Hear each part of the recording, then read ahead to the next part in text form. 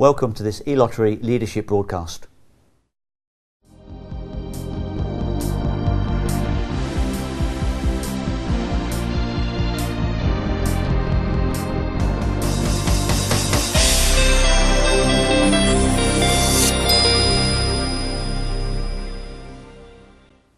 I'm here today with Rick Law, who's one of the top leaders in e-lottery, and he's got an outstanding business and he's doing extraordinarily well. Rick, welcome. Before we start, can you please just give the viewers at home a little potted history of who Rick Law is? Just 30 seconds. Yeah, of course. Basically, I left school, I joined the armed forces. I spent 6 years in the armed forces. Unfortunately, I was injured. Injured? Tell us about the injury. Injury, basically, in a nutshell, we was on a training exercise in Wales on the Brecon Beacons, and one of my friends decided to shoot me in the knee. That's what friends are for. Shot you in the knee. So from there, where did you go from there? I spent 2 years basically recuperating from my injuries, and then it was back out to Civvy Street again, back out here.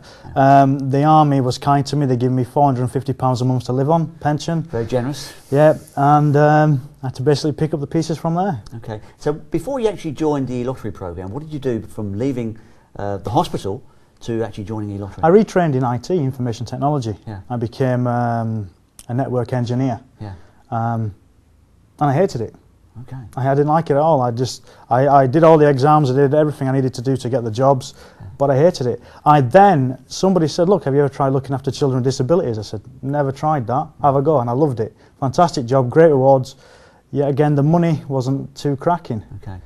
So you could do with more money. So how did you actually find this business?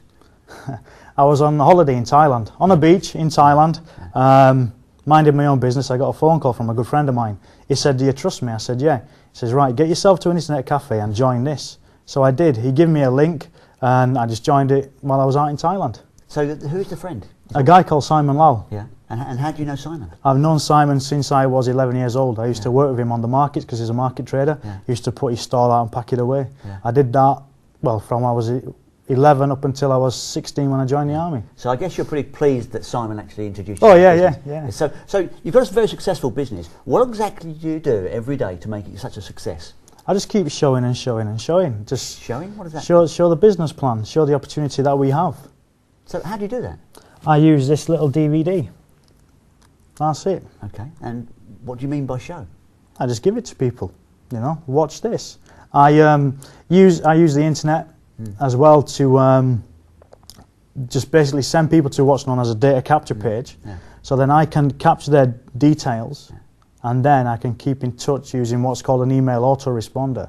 And there's pre-written emails out there, which is fantastic because while the autoresponder's kicking in, I'm doing my job and showing people. So what's an autoresponder? An autoresponder is simply a little bit of technology which allows you to put emails in there and it will send them out automatically for you. It's a database or a little data bank of emails, and they just get sent out for you. So if I wanted to find out about an autoresponder, what should I do? Where should I go to learn this?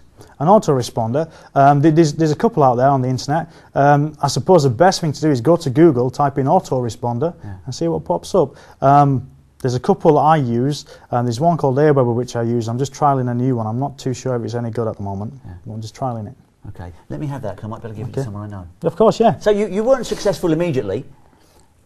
What happened between the time you actually started and becoming successful? Basically what happened was, as I said, I come back from Thailand.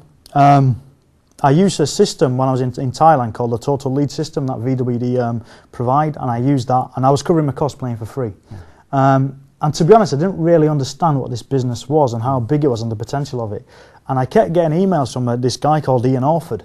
Every day an email from this chap called Ian Orford. And I thought, there's something in this. Why does this guy keep emailing me about this wildfire seminar? Wildfire? Yeah, wildfire. Fantastic. What a good day that was. Basically, it was a big rehash of the VWD, Virtual World Direct. They did a big rehash of it all. They brought out marketing tools.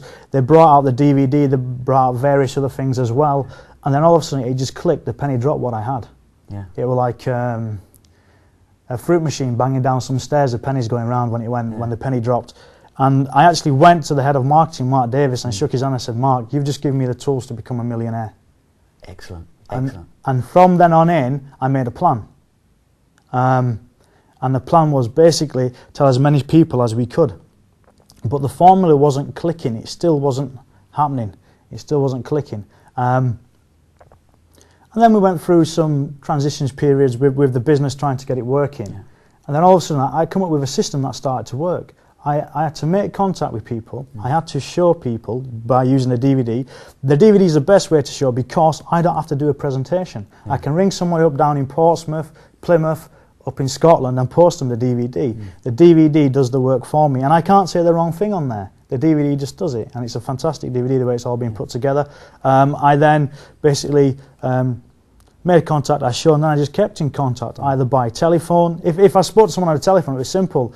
Did you watch that DVD? What do you want, UK or Euro Millions? That was it. I didn't give them any way out of the conversation. Excellent. And keep in touch via email. That's you do all something I did. Special with the plan. 4-2-1. How do you? Oh yeah. Basically, when I speak to people, they say, "Well, how much am I going to get paid?" And I say, "It's very simple. You're going to get paid, or I get paid as well. £8, £4, £2 and £1 for everybody in my business every 4 weeks." And that's the easiest way. I keep it very simple. That's the easiest way to get that round. That makes it really simple. But there's something else I'd just like to touch on. What is it that actually drives Rick Law to do what he does? Yeah, the driving force behind what I do are my dreams, what I want out of life. Yeah. You know, I've got big aspirations and ambitions for myself. And VWD is the vehicle to get my dreams. I noticed you brought something with you. Yeah. Can we pull it out? Yeah, of course, yeah. Let's have a look at this. This is Rick's dream board. Let's put it down here so we can all see this.